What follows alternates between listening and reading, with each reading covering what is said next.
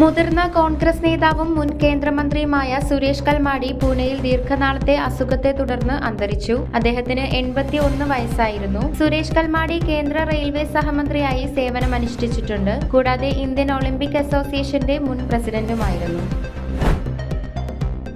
നിലവിലെ സാഹചര്യങ്ങൾ കണക്കിലെടുക്കുമ്പോൾ T20 ലോകകപ്പിനായി ദേശീയ ടീമിനെ ഇന്ത്യയിലേക്ക് അയക്കുന്നതിൽ ഞങ്ങൾക്ക് സുരക്ഷിതത്വം തോന്നുന്നില്ല എന്ന് ബംഗ്ലാദേശ് ക്രിക്കറ്റ് ബോർഡ് പ്രസിഡന്റ് അമീനുൽ ഇസ്ലാം പറഞ്ഞു. BCCIയുടെ T20 ലോകകപ്പ് മത്സരങ്ങൾ ഇന്ത്യയിൽ നിന്ന് മാറ്റണമെന്ന് അന്താരാഷ്ട്ര ക്രിക്കറ്റ് കൗൺസിലിനോട് ഔദ്യോഗികമായി അഭ്യർത്ഥിച്ചതിന് ഒരു ദിവസത്തിന് ശേഷമാണ് മിസ്റ്റർ അമീനുൽ മാധ്യമപ്രവർത്തകരോട് സംസാരിച്ചത്. BCCI നിർദ്ദേശപ്രകാരം പേസർ മുസ്തഫിസുർ റഹ്മാനെ IPLൽ നിന്ന് ഒഴിവാക്കിയ തുടർന്നാണ് ഇത്. 2026 ജനുവരി 5-ന് അമേരിക്കയ്ക്ക് $600 ബില്യൺ താരിഫുകൾ ലഭിക്കുമെന്ന് പ്രസിഡന്റ് ഡൊണാൾഡ് ട്രംപ് പറഞ്ഞു. ലോകമെമ്പാടുമുള്ള രാജ്യങ്ങൾക്ക് മേൽ ചുമത്തിയിരിക്കുന്ന ലെവികൾ കാരണം അമേരിക്ക ദേശീയ സുരക്ഷയിലും സാമ്പത്തികമായും വളരെ ശക്തമാണ് എന്ന് അദ്ദേഹം വാദിച്ചു.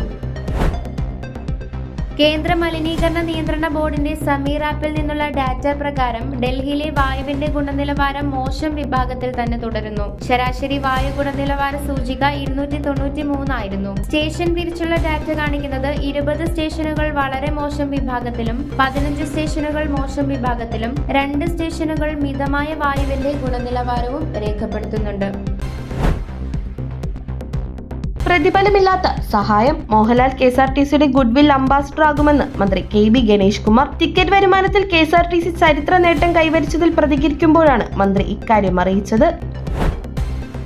മുൻ മന്ത്രിയും മുസ്ലിം ലീഗ് നേതാവുമായ VK ഇബ്രാഹിം കുഞ്ഞ് അന്തരിച്ചു. 73 വയസ്സായിരുന്നു. കൊച്ചിയിലെ സ്വകാര്യ ആശുപത്രിയിൽ ചികിത്സയിലായിരുന്ന അദ്ദേഹം ഇന്ന് വൈകുന്നേരം 3:30യോടെയാണ് മരിച്ചത്. CPM സംസ്ഥാന കമ്മിറ്റിയുടെ മുൻ ആസ്ഥാനമായ AKG സെന്റർ കെട്ടിടം ഒഴിപ്പിക്കണമെന്ന് ഹൈക്കോടതിയിൽ ഹർജി. കേരള സർവകലാശാലയുടെ ഭൂമി കയ്യേറിയെന്നാണ് ഹർജിയിൽ പറയുന്നത്. പുറമ്പോക്ക് ഭൂമി അടക്കം 55 സെന്റ് കയ്യേറിയെന്ന് ചൂണ്ടിക്കാട്ടി കേരള സർവകലാശാല മുൻ ജോയിന്റ് രജിസ്ട്രാർ RS ശശികുമാർ ഹർജി നൽകി. തമിഴ്നാട് കരൂർ ദുരന്തത്തിൽ TVK അധ്യക്ഷൻ വിജയ്ക്ക് CBI സമൻസ്. ഈ മാസം 12-ന് ഡൽഹിയിലെ ഓഫീസിൽ ഹാജരാകണമെന്നാണ് നോട്ടീസ്. നേരത്തെ TVKയുടെ ജനറൽ സെക്രട്ടറി ഉൾപ്പെടെയുള്ളവരെ CBI ചോദ്യം ചെയ്തിരുന്നു. അടുത്ത പൊതുയോഗങ്ങൾ സംബന്ധിച്ച് ചർച്ചകൾ നടക്കുന്നതിനിടയിലാണ് CBI സമൻസ് അയച്ചിരിക്കുന്നത്. തിരുവത്ര ദാമോദരൻ ഫൗണ്ടേഷനും മഹാത്മാ സാംസ്കാരിക വേദി സംയുക്തമായി സംഘടിപ്പിച്ച ചടങ്ങിൽ പ്രമുഖ ഗാന്ധി മാർഗ പ്രവർത്തകൻ ചെറാട്ട് ബാലകൃഷ്ണന് തിരുവത്ര ദാമോർജി പുരസ്കാരം സമ്മാനിച്ചു. സ്വാതന്ത്ര്യ സമര സേനാനിയും സർവോദയ നേതാവുമായിരുന്ന തിരുവത്ര ദാമോദരന്റെ 108ാം ജന്മദിനത്തിലാണ് റിട്ടയർഡ് ജില്ലാ ജഡ്ജി രമേശ് ഭായ് പുരസ്കാരം സമ്മാനിച്ചത്.